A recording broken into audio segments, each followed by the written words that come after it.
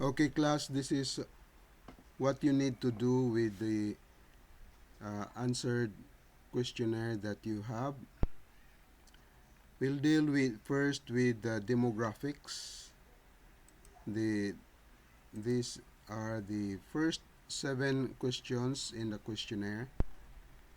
Number 1 would be about the gender. You would count how many males, females, and others in those who responded to your questionnaire. For example, there was a group of only 4 times 11 each. That would be 44 for all of them. Just say these numbers are guesswork. Just say there are out of 44 respondents, there were 20 males, 22 males, and say 2 who belongs to other gender. So that should make 44, right? Then you should provide a chart or a graph. Maybe a chart good for this is a pie chart. You insert it somewhere here. Or of course you need to make it larger. Here I just make it enough space so that you can see what you need to do. By the way, we can move this na lang here. Okay. For number 2, that's age range. What we have in the questionnaire is 15. If you notice, number 2 in the questionnaire is about age range. A for 15 to 17, B for 18 to 21, and C for 22 and above. So here for our tabulation for our summary, you count how many answered for the age range 15 to 17, how many who answered 18 with the age 18 to 21, and how many are 22, age 22 and above. Here the numbers here again are fictitious. These are not true.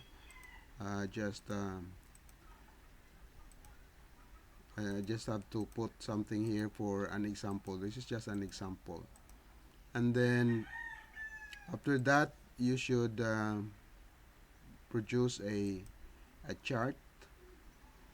This is, by the way, this is something like the class interval.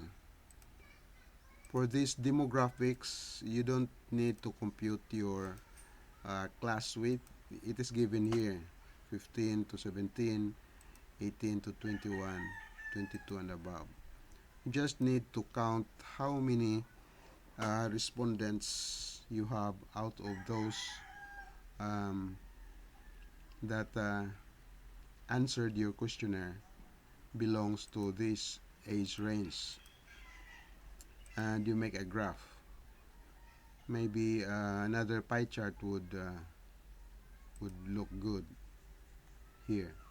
Then for number 3, experience in using computer software, less than 1 year, 1 year to 3 years, 4 to 6 years, 7 to 9 years, 10 years or more.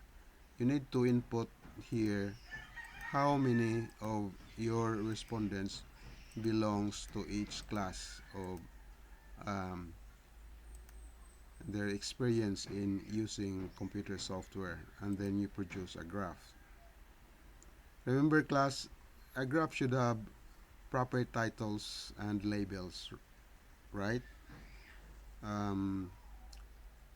unlabeled graph would be deducted some points. So you should provide correct labels and correct titles. Okay. The number 4, daily time spent using computer software. Remember this questionnaire. Number 4.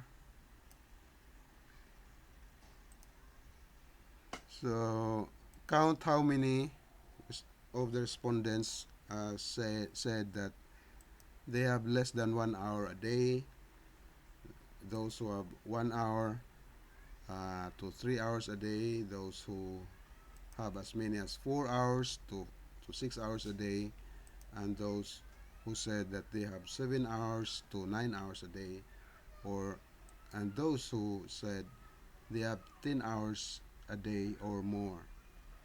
And again, provide a graph. For number 5, it's very easy. The question is, have you taken and passed the IT ethics course? There are only 2, yes or no. So you count how many said yes, count how many said no, and then again provide a chart. For number 6 and number 7, it's different from the questions 1 to 5, because questions 1 to 5, the respondents are expected to answer to pick only one of the choices. But here in questions 6 and 7, they may answer more than one of the options. If you remember this, it is highlighted here that they are expected to check as many check boxes as are applicable to them. It's also emphasized here. So here, class, it doesn't really add up to the number of respondents. They can have many. Again, you have to list down the choices: language compilers, office productivity tools, photo editor, operating systems, design software, video editor, others.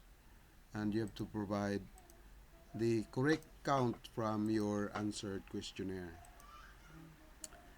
Then again, provide a good graph or chart. The same with question number 7. And a graph. Then, as for the other questions, there are questions 8 to 21, but we will deal with them the week after. This demographic data, you will pass this to me in the LMS next week after the midterm exam. I'm yet to create an assignment in the LMS where you can submit this. I have not done it yet. I will create it soon. So for this, we'll deal with the demographic data first, class. For questions 1 to 7, we'll deal with questions 8 to 21 the week after you submitted this. Okay? So I hope you know now what is expected of you, And by the way, this you should submit this as a spreadsheet, as a spreadsheet file, that xlx, that xls, or that xlsx, a spreadsheet, because we need to manipulate. I need to copy them and manipulate them. Just refrain from using, for your chart or graph, refrain from using a histogram for any of these, because in the past it was with histogram that um, we have problem with showing the graph. Some versions, um, maybe later versions, cannot be displayed with my um, LibreOffice. Just avoid using histogram here in any of these um, number from 1 to 7. Okay? Um, that will be all, class. You worry only about questions 1 to 7 at this stage. We'll deal with questions 7 to, no, 8 to 21 next time. Bye bye.